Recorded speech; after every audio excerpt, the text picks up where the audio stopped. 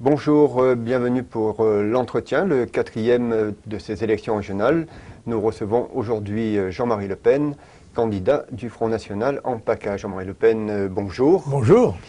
Donc, vous avez commencé la vie politique dans les années 50. Vous avez eu de nombreux épisodes depuis, notamment, bien entendu, la qualification pour le second tour en 2002. Et en PACA, vous avez été élu à plusieurs reprises conseiller régional. Alors, pour cette... Et député européen. Et député européen. Oui, absolument. L'année dernière. Pour cette élection, vous parlez d'une candidature de revanche.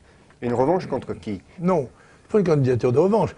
C'est-à-dire que tout de même j'ai un compte à régler avec l'administration, si j'ose dire, puisque dans l'élection précédente, alors que j'étais donné à 30% dans les sondages, j'ai été retoqué en quelque sorte sous le prétexte un prétexte administratif de comment dirais-je, d'habitation, alors que je remplissais exactement les mêmes conditions qu'en 98. Qu'en 98 où on m'avait permis d'être candidat. Alors en 98 vous n'auriez pas dû être candidat en fait. Ben oui, peut-être, mais enfin je l'ai été. Alors quoi qu'il en soit, on a changé l'interprétation de la loi spécialement pour m'écarter cette année-là où j'étais, il faut le dire, le plus dangereux.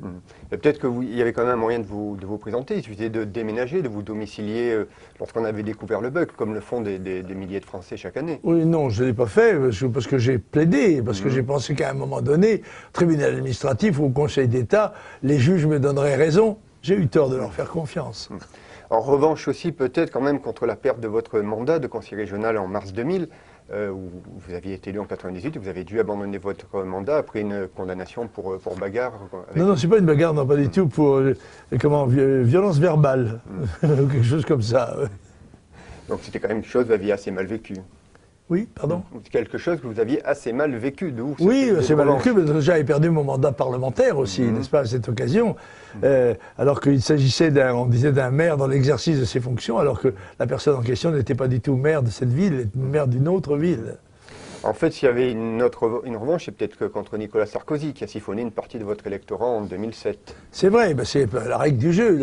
Dans le fond, quand les élections, chacun essaye de conquérir le plus grand nombre de voix possible.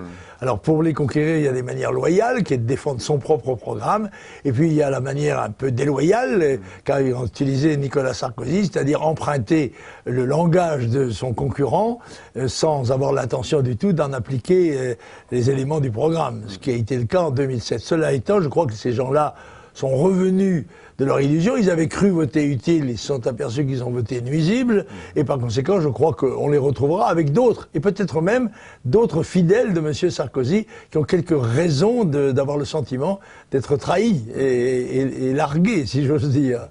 Alors, vous êtes président du Front National, vous faites campagne à travers la France. Est-ce que cela ne peut que troubler le message que vous adressez aux habitants de PACA qui attendent des réponses locales, concrètes? Oui, mais je ne suis pas sûr de cela. Je suis sûr que les gens de PACA se rendent bien compte que tous les problèmes qui se posent dans la région sont des problèmes qui ont leur origine dans la politique nationale. Et que par conséquent, il faut utiliser cette consultation, au-delà même des réponses régionales qui sont forcément limitées, sur la politique nationale et en particulier la politique du gouvernement de M. Sarkozy. On n'aura pas d'autre occasion de le faire avant les élections présidentielles dans 2 ans et demi. Et d'ici là, les problèmes ne feront que s'aggraver. L'immigration, l'insécurité, le chômage, le fiscalisme, les déficits, tout ça va de plus en plus mal. Par conséquent, plus vite le peuple souverain, je le rappelle, parlera, mieux ça vaudra. Alors, régionalement quand même, pour être élu président de PACA, il faudrait que vous fassiez 33,34% au second tour. Au sommet de votre parcours, vous avez fait 27%, c'était au second tour la présidentielle en 2002. La barre est haute quand même. Oui, ça dépend aussi des autres candidats, du nombre d'autres candidats. Par exemple, s'il y a une triangulaire ou une quadrangulaire, on ne sait pas. Ça n'est pas décidé. Normalement, on devrait avoir une triangulaire quand même. Chaque élection, une triangulaire sûrement, mais peut-être une quadrangulaire s'il y a comment dirais-je, une divergence entre, par exemple, les Verts et leur ancien allié, M. Vauzel. Donc ça reste difficile quand même. Donc, au niveau du programme, on va parler du programme. Non content de ne pas augmenter les impôts, vous promettez de les baisser. C'est ce qu'on trouve en première ligne. C'est quasiment impossible puisque la réforme fiscale aujourd'hui enlève aux régions leurs compétences, leur levier sur les impôts. Donc, oui, c'est vrai. Je veux dire que c'est une position de principe, si vous voulez. On considère que tout de même, il y a beaucoup de gaspillage à tous les niveaux de l'action publique et que le niveau des impôts est écrasant et que par conséquent, il faut au moins symboliquement ne pas les augmenter et, si possible, les diminuer de façon à marquer précisément que nous ne voulons pas donner à l'action publique le terrain qu'elle ne mérite pas, en quelque sorte. Donc c'est un message à portée nationale, peut-être pour d'autres élections que vous envoyez en fait.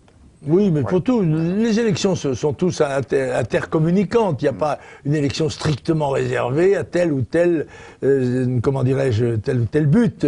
Chaque fois qu'on interroge le peuple, surtout dans la situation dramatique où se trouve le pays, eh bien, il faut qu'il puisse répondre. Et là, il peut répondre très bien, puisqu'encore une fois, tous les problèmes sont en quelque sorte les mêmes, aussi bien en PACA en France, mais ils sont plus graves en PACA, généralement. Ils sont plus ressentis par l'opinion, et par conséquent, il est plus normal d'attendre une réaction du corps électoral, plutôt ici, en tous les cas plus forte ici qu'ailleurs.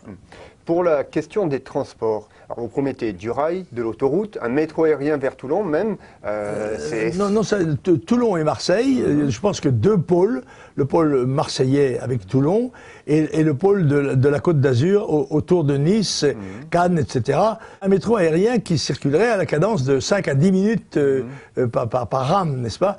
Ce sont des expériences qui ont été tentées dans d'autres pays. Il y a le matériel ferroviaire suffisant et je crois que c'est seul de nature à régler ce problème du transport qui est le problème le plus apparemment insoluble dans cette région où on sait que 16 000 TER n'ont pas pu prendre le départ, soit pour des grèves ou des sabotages ou autres, que vraiment il y a là une concentration humaine très importante qui va encore s'aggraver, dit-on. Par conséquent, il faut trouver des solutions. C'est le problème principal de la région, c'est le problème des transports. En tout cas, ce sont des infrastructures lourdes qui vont coûter une fortune. Bien sûr. Vous êtes sur tous les terrains quand même. C'est évident. Il faudra faire des choix. C'est évident et il faudra y entraîner bien sûr l'État, parce que bien évidemment que la région avec son budget de 1,8 milliard ne peut pas faire face à des projets structurants comme celui-là. Ça, ce sont des problèmes, mais la région a un rôle incitatif, elle peut faire beaucoup en se manifestant auprès des pouvoirs publics à l'échelon national, de façon à obtenir, et même si ce métro allait jusqu'à Gênes, on ne sait pas, Vintimille, Gênes, eh bien peut-être l'appui des Européens, ce qui nous permettrait de récupérer un peu de l'argent qu'on leur donne. Alors, vous voulez aménager l'arrière-pays, notamment en installant des maisons de retraite.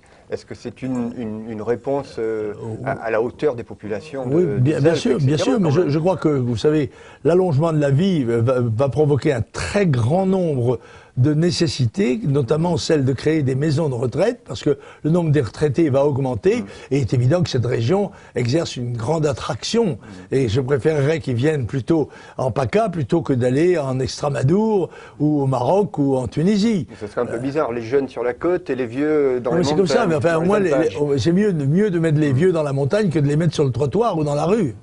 D'accord.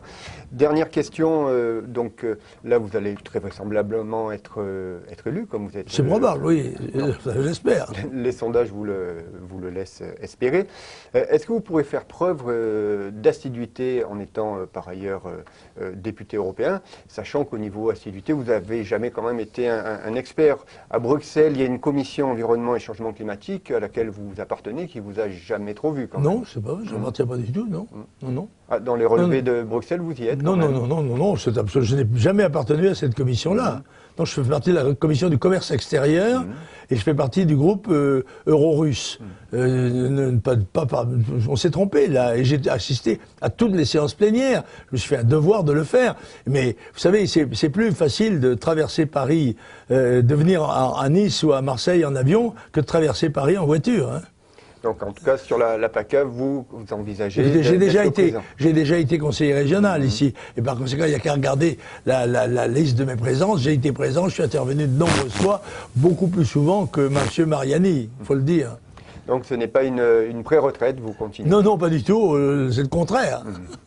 Jean-Marie Le Pen, je vous remercie. Merci. À bientôt.